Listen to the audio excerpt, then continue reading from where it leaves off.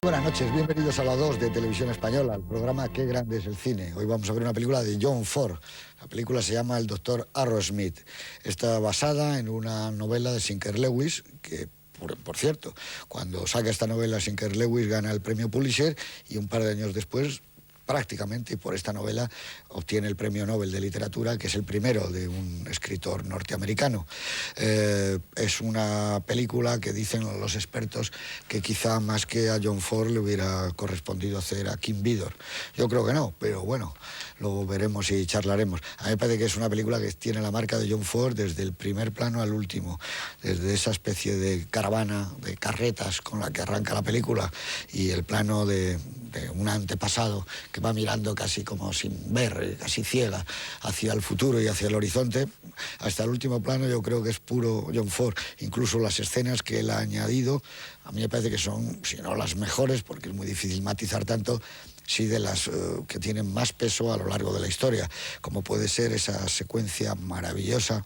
casi de cine mudo todavía, en el restaurante Acrópolis, con una fila de lámparas reflejadas en el espejo, con un plano entre Helen Hayes y Ronald Colman magnífico, que termina con, le dice, déjame un dime, un penique, para oír una melodía. O esa otra que tampoco estaba en el original de la novela, donde Ronald Colman le saca una muela a un niño. Yo creo que es una película espléndida, plantea el problema de la investigación, de la ciencia, la responsabilidad también, y el idealismo y la ambición. Todo de una forma, yo creo que recuerda al Ford del joven Lincoln, el joven Ford, por así decirlo, que todavía,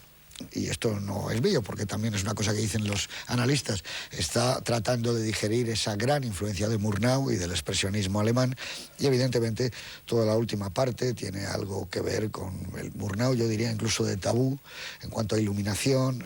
las momentos que ya verán ustedes, de la importancia que cobra un cigarrillo al principio y al final, pero sobre todo esa especie de persistencia de lo telúrico, de lo oscuro, como va amenazando todo ese final de la película. Y desde luego un John Ford en plena forma, como siempre muy enamorado de sus actrices. Aquí yo creo que es muy difícil encontrar a Myrna Loy más atractiva,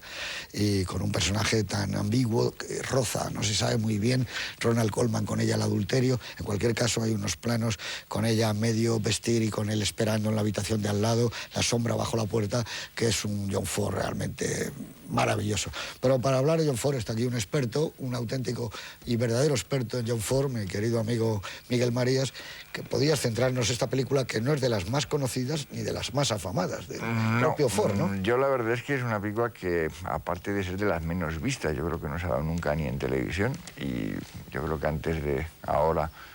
pues la había visto un par de veces únicamente. Es una película que no circula nada, cosa que es rara, porque es la primera película con cierto prestigio de Ford, en el sentido en que tuvo 4 nominaciones para los Oscars, entre ellos la de Mejor Película.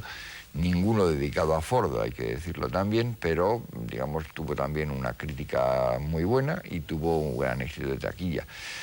Lo que pasa que a mí, curiosamente, en este momento probablemente es la película de Ford que menos me gusta de todas. Y estoy de acuerdo contigo en que el primer y el último plano son fordianos, pero casi diría que el primero y el último y casi ninguno más, porque la verdad que es una película que, volviéndola a mirar y volviéndola a mirar casi con lupa, encuentro pocos elementos que sean realmente fordianos. Creo que es una película muy de Goldwyn, muy de adaptación de Sidney Howard, otro premio Pulitzer, en este caso como dramaturgo, adaptando al recién premio Nobel, que le habían dado justo el año anterior el Nobel, y fundamentalmente por Arrowsmith, que ya había tenido en el 26, creo recordar, el Pulitzer. Por tanto, con una especie de obligación de respetar y de resumir la trama de la novela, y con un personaje que yo creo que es quizá lo que dejó a Ford, le tentó y le hizo aceptar el préstamo desde la Fox a Goldwyn, que era un personaje de doctor. Los médicos son de los personajes más queridos a lo largo de toda la carrera de Ford. Como 2 años después se vería muy claramente con la magnífica Dr. Bull, como hay con el Dr. Mood del prisionero de Shark Island, como hay con el famoso médico borracho Josiah Boone de La Diligencia, como hay, para acabar ya y acortar, y saltando por medio muchísimos doctores, entre ellos Doc Holliday, que se olvida siempre que era doctor, aunque parece que dentista, saltando al que interpretaba a William Holden en Misión de Audaces, y el que interpretaba sobre todo Anne Bancroft en Siete Mujeres, la doctora D.R. Cartwright, que graciosamente se llamaba con unas iniciales que son iguales que dos.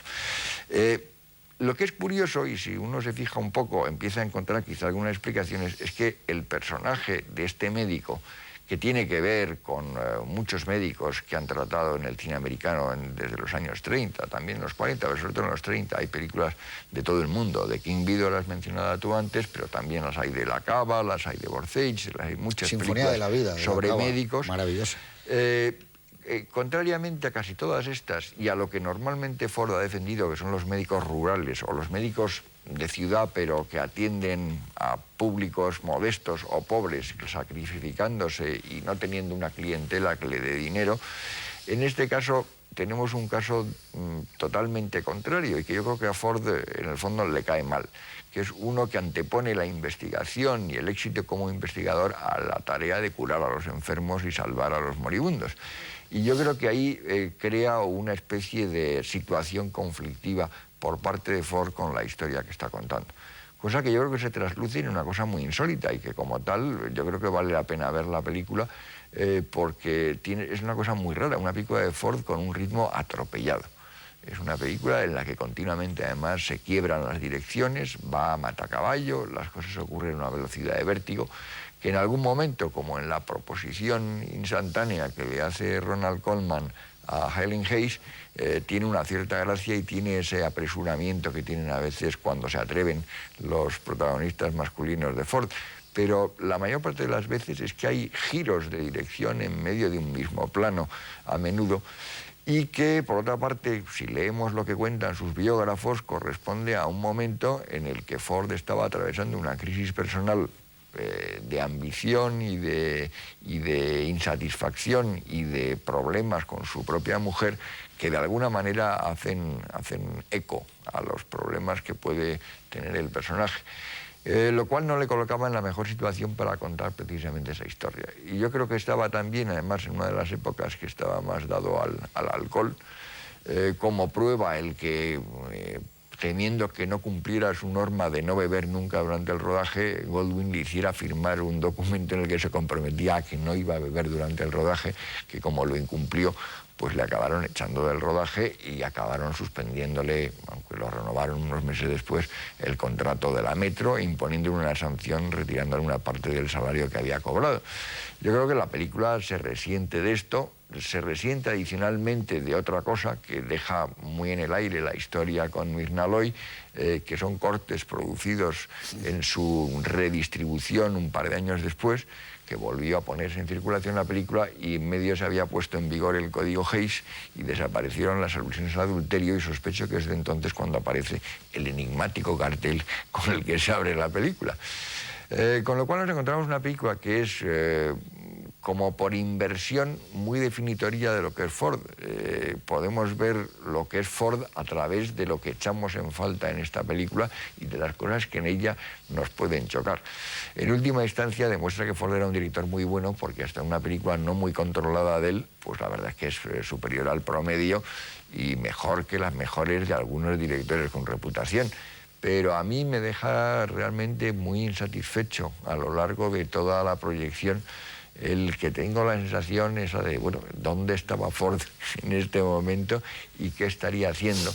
Y la rumor que hay de que el ayudante de dirección, que no figura en los títulos de crédito, Bruce Humberstone, rodó algunos planos, me hace preguntarme si rodó unos poquitos o rodó muchos. Parece que rodó retakes, tomas repetidas de algunas escenas de estas que no estaban completamente logradas.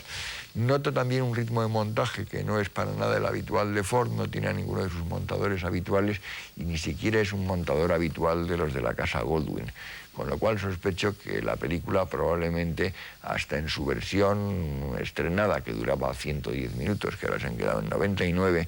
probablemente no era una película que estuviera muy redonda, pero que lo que nos llega en este momento pues no sé hasta qué punto se dirá, no es mucho 11 minutos, pero 11 minutos bien repartidos dan para cargarse muchas cosas y sobre todo crear algunos saltos de continuidad que tiene la película que son francamente desconcertantes, que no es la situación más habitual en la que yo me encuentro con una película de Ford. Bueno, muchas gracias, pero aún así, como tú decías al principio, curiosamente fue una película que tiene éxito de público, para Ford, de crítica y de todo. todo. Don Juan José Pla, muy buenas noches. Buenas noches. Otro fordiano. Cuéntanos algo antes de que veamos esta película extrañísima, que es una posibilidad insólita de ver, no en televisión española, en televisión en Europa probablemente y en Estados Unidos. Es que realmente Aerosmith. lo primero que hay que destacar es que yo creo que es una fortuna el poder ver esta película porque es una auténtica